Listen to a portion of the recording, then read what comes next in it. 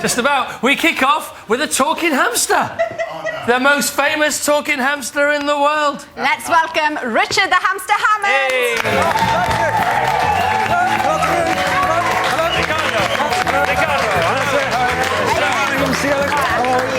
Hello. Thanks for that. Nice. Well, you're very welcome. Thanks for the whole hamster thing. I didn't see that coming. It's a pet show. No. It's a pet show thing. That's good. Now, of course, you're infamous for surviving a crash at 300 miles an hour in a motor car. So well done for that. But what a lot of people don't know is that a couple of years later, you fell off your horse and bruised your bum. I did, thank you for that as well. I did, yes. We were preparing to leave to go to work, and I thought, I'm going to try a new horse today. And to make it worse, it was quite a fat, sort of cobby-looking thing, and it spooked. It must have seemed like a crisp packet or a tree it was unfamiliar with. You know what horses are like, do you ride? Yeah. No, well, I don't. This one does. Oh, they're idiots. They must have all hiccuped or something, so it suddenly leapt to the left. And I thought, oh, no, I'm falling off. But two things. One, I'm in a sand school, so that'll be OK. It'll be a soft landing. Yeah. And two, my wife's with me, so she'll see me be heroic. So, I'm fine, don't worry. Fell, landed on back, but I'd left the keys to my Land Rover in my pocket. Oh. Yeah, and they went in my bum bone. And it's... you know, basically a spine. Not your coccyx, then. It's called your sacra... illy bat. I don't know. Horse riders damage it a lot. And I lay there thinking, something's not right, and I couldn't stand up. Horses' revenge, you see, getting his hand back on the cars. Can't trust them. Speaking of your wife and Land Rovers, now it was your anniversary this week. It was. Tell us the story. You bought us something very special. Well, I did the first romantic thing I've ever done. The first? Richard, come on. It's brilliant. What I did was, it was our wedding anniversary Wednesday. See, remembered again. And well done. Thank you. And, well, 10 years ago, we had a very old Land Rover, 110 station wagon. Lovely. You know, sort of 12-seater, proper old one. Really rusty, battered off. I'll pretend I know what you're talking about. You're just nodding, aren't you? That when people talk about football, I go, yeah. That. A very old, big, rusty Land Rover. And we absolutely loved this thing. We called it Wally Car. Well, my youngest daughter called it Wally Car, and we adored it. But then, about 10 years ago, sort of the tax man and I had a bit of a fallout over who owned all my things. And he said he did. Yes. So it had to go. So I left the house, left the family home, and there's my wife and daughter. My wife then pregnant with our other daughter. No. I'd rather have taken the family dog to be sold. No offence to the dog people here. So they were not all the note very to hurt. say that, Rich. It was, as I said, mistake. I thought, oh no, but however, 6 months ago, I was taking my eldest daughter. I went to see her play an away netball match. Yeah. Went to school, having signed an autograph for every child in the school, which was lovely. They were lovely kids. And one of them said, our teacher's got your old Wally Car Land Rover. If ever he has and wants to sell it, let me know. Next thing, bing, arrives the guy, and he's been using it ever since we sold it to ferry kids all around the world. Oh, it's done 217,000 miles. It's got a second engine in it, so I bought it, unbeknown to my wife, and I put white ribbons on it like it did because it was at our wedding and everything. Very romantic. And I drove it home. There it is. Yeah, that's a pleased Mindy. I know. Turns out, I never knew this. Girls really appreciate romantic gestures. If I'd known that like 25 years ago, wow! Well, as long as you got the hang of it now, that's fine. Now, Richard, you've also brought a present for the viewers tonight, haven't you? Something very special. Yes, we have something a little bit special. It's a bit of a first. It's a car. It's a Jaguar. It's a truly astonishing example of British craftsmanship. It's a supercar which aims to be the fastest and most environmentally friendly in the world.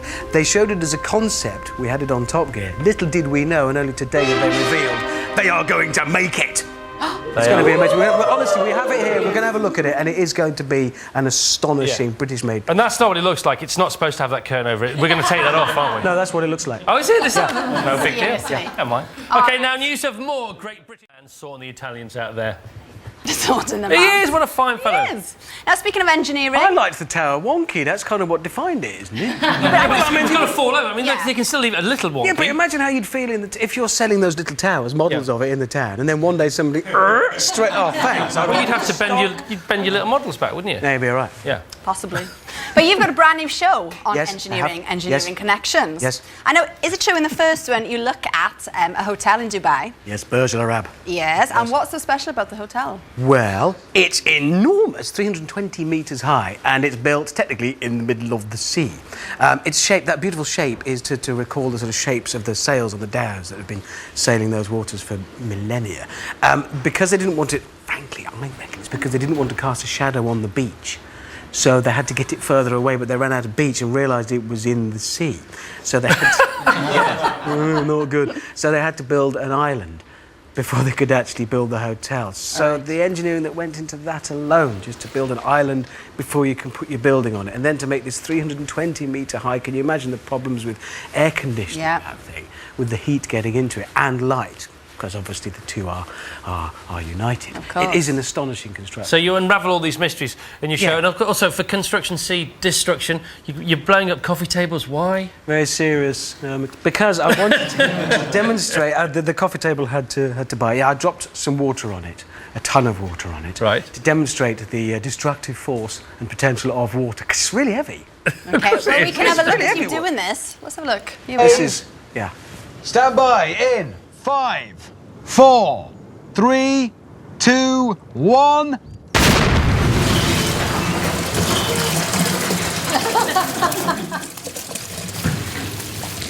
Well, there was quite a big bang. Thank you for the big bang.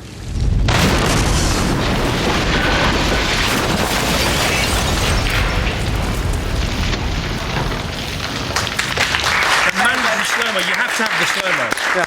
Oh, yeah, a lot of that. Don't worry, you'll be okay. Yeah, Don't worry, you'll be fine. We won't have anywhere near That's plastic, that. I want to be fine. It was because that was strengthened glass. It was to demonstrate how powerful it is, because we were looking at the fact that when they built this island to put the hotel on, waves 2 metres high, the sea's very powerful, waves are immensely powerful. What could they do? And what I then did was drop some more water on another coffee table, putting some old tyres on top of it, locked together, sort of like that configuration. They create spaces that dissipate and absorb the energy of the wave. So there was a reason. He sounds clever when he says that stuff, doesn't he? Yep, I've got it all written down just behind you, Chris. There it is. Yep, I said the right thing. Engineering Connection starts on Sunday at 7:10 on BBC Two. OK, Richard's going to stick around. Here's a very special surprise for all car freaks, petrol heads on the show before we go off the air at 8 o'clock. Now... And if you want to watch the full version of the documentary Top Class People, go to our website. Great film, Giles. Once again, congratulations. I smell awards on the horizon for you, my friend, in those little films. How can you follow that now? I can't follow that. I can't top that except in one way. Yes, 44 years on, coming onto the sofa now. Here she is, the star of that film. It's Twiggy!